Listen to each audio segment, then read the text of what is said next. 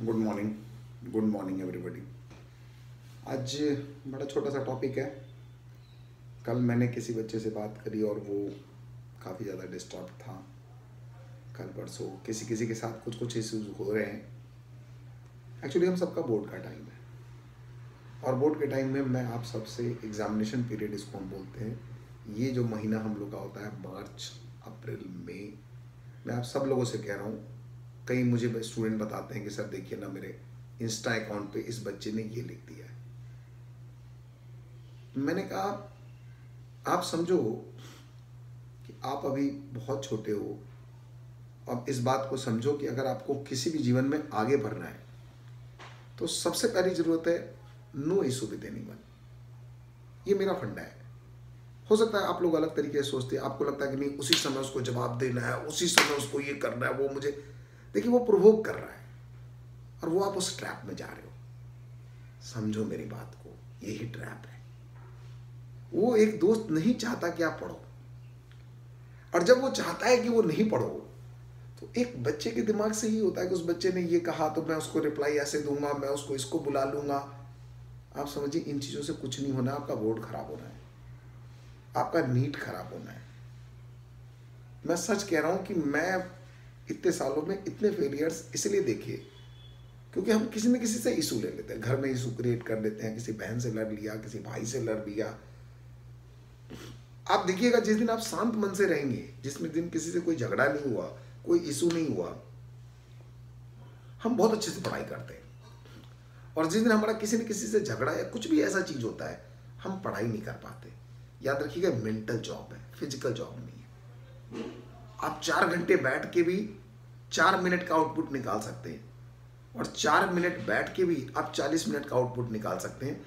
ये सब कुछ है एक एजेंडा के तहत होगा। कुछ लोग होंगे जो आपसे सहमत होंगे, कुछ लोग होंगे जो आपको लाइक करेंगे, लेकिन मेरी बात याद रखिएगा कि कुछ होते हैं क्लोज फ्रेंड जिनकी आपकी बहुत आपके लिए केयरिंग होता है, बट सबसे पहले आप अपने आप को देखिए। मतलब according to me it is not any other, it is you which is more important. वो आते हैं, उसको हम लोग बोलते हैं ट्रोलर। आपके एक दोस्त अगर कोई ट्रोलर बन गया है, किसी भी एक रीजन की वजह से वो आपके पीछे पड़ गया है, कोई भी एक रीजन हो सकता है, बट हम उसके ट्रैप में ना फंसे। वो चाहता है यही करना। मेरे से बच्चे आते हैं और मुझे बहुत शिकायत सुनाते हैं कि सर इसने ऐसा कर दिया, इसने ऐसा कर दिया। मैंने कहा आपको अपना काम करना चाहिए, खुल के काम करना चाहिए। ये एजेंडाधारियों का काम होता है कि वो एक चीज करके ना एक को रोकना चाहते हैं। और अब हमेशा याद रखिए कि अगर आपने पढ़ने का रफ्तार अगर 1 घंटा या 2 घंटा रखा है, आप उसको 4 घंटे कर दीजिए। यही उसका जवाब हो सकता है। उसका जवाब एग्रेसिव देना है। उसका जवाब ये करके नहीं कि हम उसको जवाब दे रहे हैं, नहीं, हम अपने काम को आगे बढ़ाएं, हम अपने पढ़ाई को आगे बढ़ाएं, हम उससे लड़ें। ये हम लोग का ध्यान होना चाहिए। तो याद रखिएगा, ये कई छोटे छोटे बच्चे मुझे अलग अलग तरह से इश्यूज बताते हैं कि मैंने इस फ्रेंड ने फ़ोन नहीं उठाया, मैंने इसके लिए मैंने ये किया, कोई दोस्त नहीं होता सर, पहले वो उनका अच्छा चल रहा था, अब उनका गड़बड़ चल रहा है।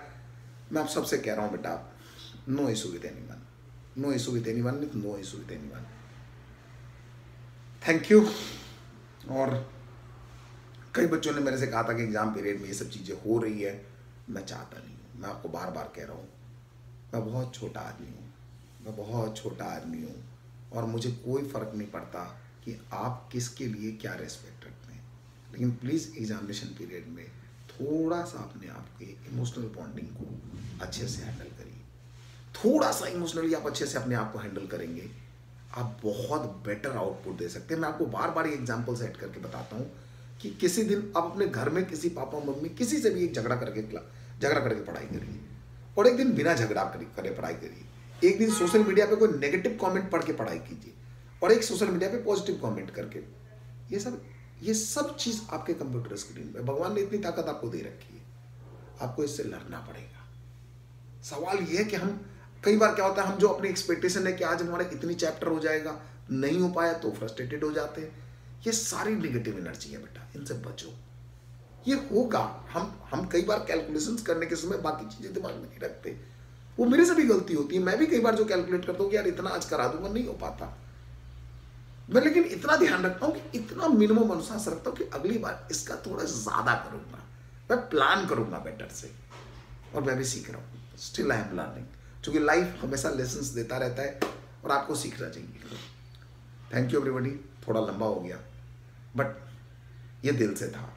ये मेरे को कई बच्चों ने मेरे को बोला था सर इस पर कुछ बात करो, मैं क्लास में नहीं कर पाता बेटा, इतनी क्लासेज रहती है, बट इस पर बात करना जरूरी था। Thank you everyone. Thank you, thank you, thank you बेटा।